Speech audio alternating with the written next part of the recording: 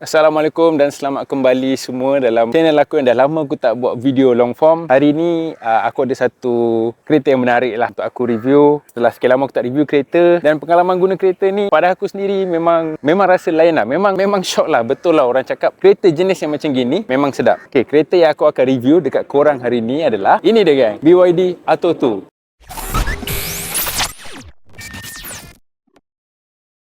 Okay, first thing first, aku nak ucapkan terima kasih dekat kawan aku. Dia bagi aku peluang untuk aku rasa kereta dia sendiri, iaitu kereta BYD Atto 2. Ini adalah kereta EV. Untuk yang tak tahu, first kita pergi dekat dia punya rupa luaran dulu. Okay, untuk rupa luaran, pada aku bentuk kereta ni memang nice, memang cantik. Dia taklah nampak terlampau macam EV sangat, sebab dia punya design tu sendiri memang nampak konvensional. Okay, lagi-lagi part yang dia ada grill kat sini, lepas tu dia ada macam bentuk underbreeder dekat bawah ni. Overall design tu sendiri tak nampak pelik lah, ataupun tak nampak macam kereta ni kereta EV. And then kereta ni sendiri dia berada dalam segmen B, yang mana saiz dia tu sama macam Proton X50. And then dia punya cladding dia tu sendiri memang ada signature dia dan dia punya own style. Yang dia punya cladding dia dekat bahagian tepi tu dia bukan kosong, dia ada macam dia punya signature bentuk. And then dia punya signature tu sendiri ikut body color kereta ni sendiri. Okay, untuk BYD Atto 2 ni, dekat bahagian grill dia ni dia tak ada lampu LED macam contoh macam BYD Dolphin. Dia punya DRL hanya dekat dia punya bahagian lampu je sendiri. And then dia punya lampu tu sendiri teknologi dia sangat canggih, siap ada adaptive DRL driving beam. And then kereta ni ada juga LiDAR sensor dekat bahagian bawah depan ni. Air curtain dekat bahagian tepi kiri dengan kanan ni dia berlubang. And then bila dia berlubang ni dia ada function untuk aerodynamic, yang mana angin akan masuk ikut sini dan keluar dekat bahagian tayar depan belah tepi. Ruang ni function dia untuk tambahkan aerodynamic kereta ni supaya penggunaan bateri tu tak terlalu ketara bila cruising dekat highway ataupun jalan biasa. Kalau kita tengok daripada tepi dia ni, dia nampak macam kecil, tapi sebenarnya saiz dia tu memang agak besar. Okay, signature design cladding yang aku cakap tadi, korang tengok dekat bahagian tepi ni. Ini adalah signature untuk BYD Atto 2. And then dekat bahagian fender depan, dekat sini, dan juga dekat bahagian fender belakang. Dia adalah kelainan dia sikit. Dia punya jenis door handle ni, jenis flushing dengan pintu kereta ni sendiri. Button unlock tu hanya ada kat bahagian driver saja. Lepas tu dia ada juga cara guna card ataupun digital key daripada phone, yang mana korang boleh tap kat cermin belah kanan ni. Untuk nak nampakkan dia punya design kereta ni implementkan trending floating roof tu, colorkan hitam dekat A-pillar, dan juga dekat dia punya C-pillar ni dia buat turun macam gini. So nampaklah efek floating roof dekat sini. Okay, untuk rim pula, BYD bagi rim saiz 17 inci dengan profil tayar yang dia punya ketebalan dia dalam 60. Untuk dia punya design tu sendiri, pada aku memang kena dengan overall look untuk kereta ni. Dia punya design rim tu bukan jenis yang design macam flat macam, ya kita tahu kalau untuk kereta EV, kalau design dia macam flat, banyak ruang-ruang rata untuk increasekan dia punya aerodynamic dan juga penggunaan bateri. Tapi kalau untuk Atto 2 ni, dia bagi design macam ini, so nampaklah sikit kereta ni tak nampak macam kereta EV, nampak macam kereta biasa. Bonet depan ni masa aku nak buka, aku ingat tarik sekali je. Rupanya dia kena tarik 2 kali, lepas tu baru boleh buka dia punya bonet depan ni. Dia tak perlu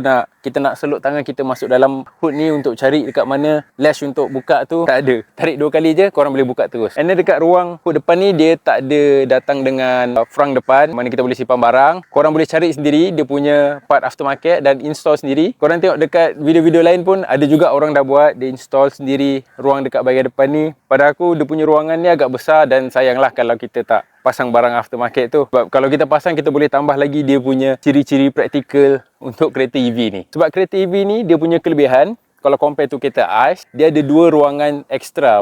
Maksudnya dia ada dekat ruangan bonet yang biasa kat belakang dan juga dekat belah depan. Sebab kalau ada kereta EV yang tak ada dekat ruangan depan ni, dia macam agak kurang lah pada aku. Kalau kita cakap pasal dia punya design belakang ni pula, pada aku dia nampak simple, dia tak terlalu keterlaluan, dalam masa yang sama dia agak minimalis. And then dengan dia punya signature cladding ni, dia teruskan juga dekat bahagian sini lah, dekat bahagian reflektor belakang. Reverse light satu, lepas tu BYD Atto 2 dia ada juga rear fog lamp. Aku suka juga dia punya logo BYD yang dekat tengah ni, nampak simple. Dan brand BYD ni juga dia terkenal dengan dia punya signature lampu belakang untuk setiap brand. Contoh macam Dolphin, macam Sea Lion, macam Seal, macam Atto 3. Kalau untuk Atto 2 punya lampu belakang ni, dia punya lampu belakang dia ni bersambung antara kiri dan kanan, dan dia punya hujung tu berbentuk macam helix. And then dia bukan sekadar satu single line and then ada beberapa LED. Itu yang aku perasan dekat kereta-kereta brand China ni semua, yang mana dia punya lampu belakang tu dia bukan sekadar satu line, tapi dia ada juga beberapa line-line kecil untuk memberi kelainan sikit dekat brand kereta tu sendiri. Untuk boot dia tak ada auto tailgate, jadi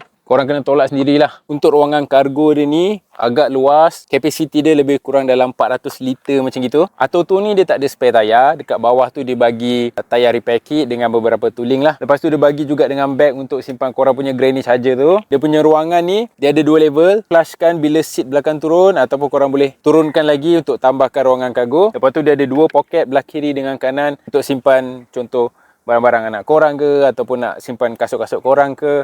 And then dia ada juga 2 hook gantung barang, dan ada 1 lampu LED nak terangkan korang punya ruangan kargo. Dia punya tonneau cover ni pun boleh tanggal kalau korang nak tambahkan lagi ruang kargo ni. Bila seat belakang diturunkan, ruangan kargo dia boleh jadi dalam 1300 lebih macam gitu. Dengan saiz 400 liter ni pada aku dia memang agak praktikal lah. Sebab kebanyakan daripada kita, maybe kita dah biasa dengan paling-paling pun kereta hatchback dalam 200 lebih nak ke 300 macam gitu. Tapi 400 ni dia punya kapasiti ni dia dah dalam kategori hampir ke sedan. Jadi bila ada ruang banyak macam ni, korang nak travel jauh pun, nak bawa barang yang banyak, barang anak korang, terbaik lah. Untuk seat belakang ni pula, dia punya angle seat ni bila kita duduk memang rasa nice. Seat bawah ni agak panjang, memang full. And then korang punya ruang lutut hampir 2 penumbuk juga, sebab seat depan ni dah di-adjust ikut aku punya sitting position. Dia ada armrest dengan 2 cup holder. Kalau korang duduk 2 orang, boleh guna armrest ni. Kalau tak, kalau duduk 3 orang, untuk orang yang duduk dekat tengah ni,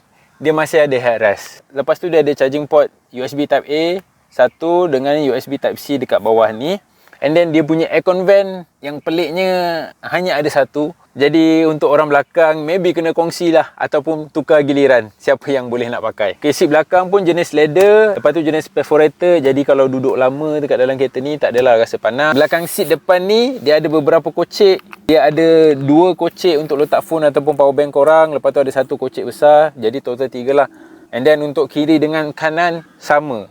Jadi dia punya practicality tu pada aku memang nice lah. Cuma dia punya lantai ni agak tinggi sikit. Jadi kalau untuk kaki aku yang dalam saiz 10 UK nak masuk ni agak sempit lah bawah seat. Maybe sebab yelah bateri dekat bahagian bawah kan. Tapi daripada segi headroom, kereta ni memang nice lah. Walaupun dia punya headliner ni warna hitam, tapi tak nampak sempit dengan ruangan seat macam gini. Bila kita duduk ni, lepas tu rasa kat kepala ni, dia punya headroom ni rasa luas. Dia punya C-pillar tak terlampau slope. So nampaklah kereta ni sebenarnya actually rasa luas. Lepas tu dia ada juga cangkuk dekat bahagian sini, kiri dengan kanan.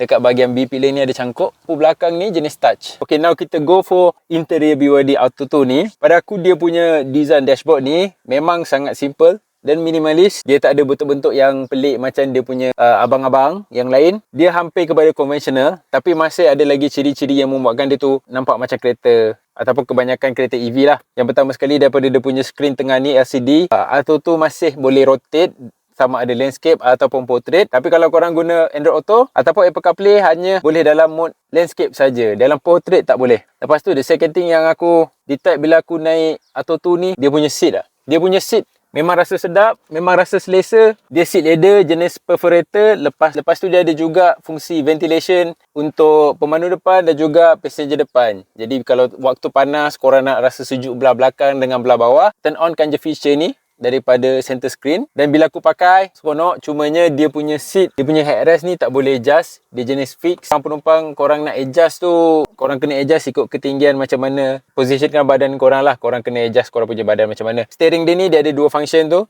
tilt dengan teleskopik. Ni aku dah tarik ni ke depan dan ke belakang. Screen meter dia ni dalam 8 inci lebih macam gitu. Dia ada tunjuk lah beberapa data-data yang penting untuk pemandu. Lepas tu dia punya center console ni, dia jenis bertingkat, ada bahagian atas dan juga bahagian ruangan bawah ni. Ruangan bawah ni agak luas juga. Korang boleh letak handbag ke, barang-barang yang penting dekat bahagian bawah ni. Bahagian bawah ni ada juga 12 volt socket, USB Type C, Type A dan juga ruangan memory card. Armrest ni agak selesa, besar. Ruangan dia pun agak besar. Bahagian dalam, dalam ke bawah, macam boleh sumbat dalam ni.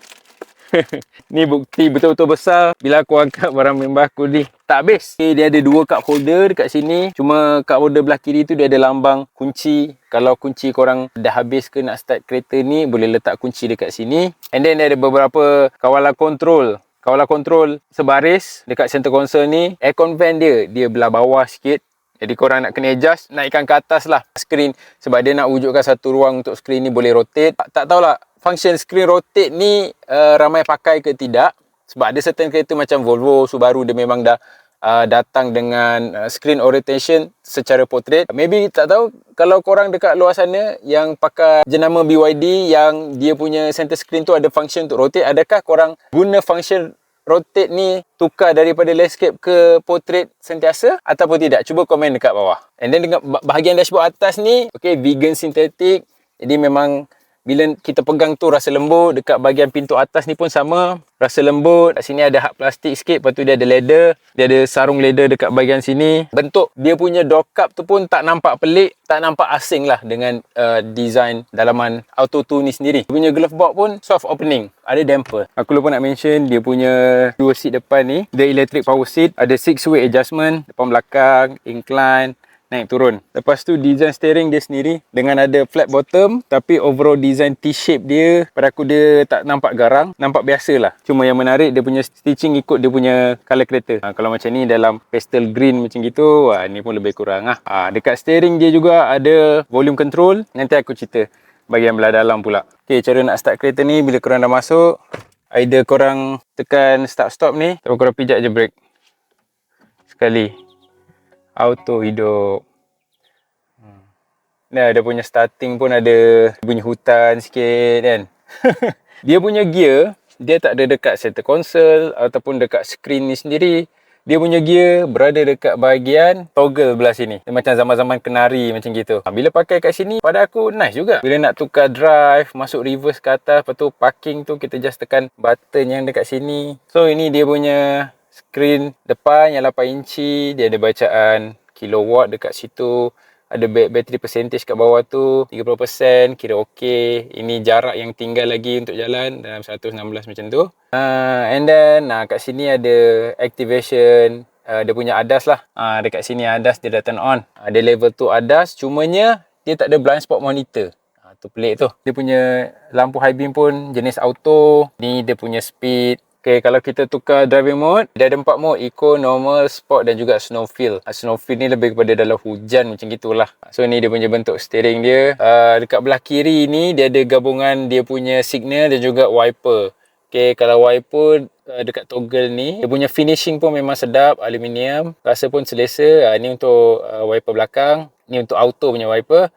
Ni high beam depan dengan belakang. And ni dia punya signal lah. Ni semua kawalan dekat belah kiri. Kat steering ni dia ada cruise control dekat sini. Ada beberapa button. Yang ni 360 camera tak silap aku. Ya, betul. Button 360 camera DC ni. Okay, dia punya horn, dia punya volume, nak kawal media. So wireless charger kat sini dengan ventilation. Ni single line, dia punya controller driving mode, double signal start stop dengan dedicated volume button. So kita akan go for Android Auto. Phone aku dengan center screen ni.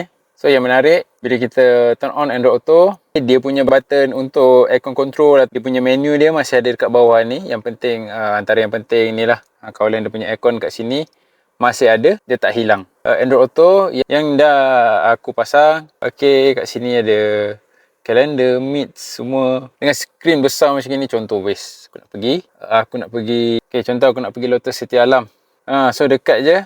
So contoh kita tekan, memang nice lah. Untuk kereta zaman sekarang kalau tak ada Android Auto ataupun Apple CarPlay memang agak kurang pada aku. So masih ada button-button lain. So ni dia punya application yang ada, vehicle image ni, Moto 360, and then dia punya 360, dia punya gambar pun memang cantik. Okay, depan, kamera belakang, kamera tepi, kiri kanan. Ni wide angle depan, ni wide angle belakang. Beza sikit. Ni all around. Ni nak ada kereta, ni parking assist dan juga 3D view. Ni, kita boleh tengok 3D view kereta kita yang cantik. Cuma, okay, untuk 3D view yang model ni ada certain model BYD Auto 2 dekat negara lain dia ada panoramic sunroof, tapi untuk Malaysia punya dia tak ada. Dia agak kurang sikit, maybe kekurangan sikit untuk orang yang prefer panoramic sunroof dekat dia punya kereta EV, tapi pada aku tak payah kot. Sebab Malaysia dia sangat panas, jadi biarkan ada full bumbung terus, tak payah ada panoramic pun tak apa. So ada setting Spotify Media Center manual, BYD Assistant, Apple CarPlay, Android Auto, dia ada theme. And then Maps, Waze, Netflix, YouTube, Chrome, Gbox, Electrocar, Equalizer. Seperti kita tahu, kereta EV kan makin lama makin tak ada button. Semua button pergi kepada screen dan ni pun dah jadi isu. Dalam industri pun diorang dah patah balik, diorang dah urge untuk adakan balik physical button sebab bila kita driving, bila ada physical button tu adalah lagi senang untuk kawalan kita nak kawalan aircon, kawal temperature ataupun juga radio. Dekat steering ni, nak kawal radio volume up dengan down kat sini, ni mudah lah. Tapi kalau macam aircon, tak ada. Cuma kawalan radio volume dia ada 3. Satu dekat screen, satu dekat center console, yang mana dia dekat dengan driver. Mungkin kalau dia letak kat belah sini ke, aku rasa ni kena tukar lah bagi kepada passenger. Biar passenger kawal. Sebab kita ada yang dekat steering punya. Ni patutnya driving mode ni bagi kat kita. Nak sport mode ke, nak eco mode ke, tekan dari sini lah. Sebab dia lebih dekat kan. Salah satu ciri menarik lah yang pada aku, yang BYD wujudkan dekat Atto 3 ni adalah 3 jari gesture untuk kawal aircon punya speed dan juga temperature. Okay, contoh macam ni. Swipe kiri dengan kanan untuk kawal fan speed. Atas dengan bawah untuk kawal temperature. So sambil-sambil memandu, just kita kena ingat je dia punya gesture ni 3, swipe kiri kanan, speed, atas bawah untuk temperature. Jadi dia tak adalah isu, tak ada button, orang macam Grabbar nak kurangkan aircon nak kena tekan, hilang fokus daripada driving depan tu, kena pergi tengok sini, tengok kat screen, oh naikkan turunkan kan. Jadi tak perlu, dia dah tak ada isu tu lah.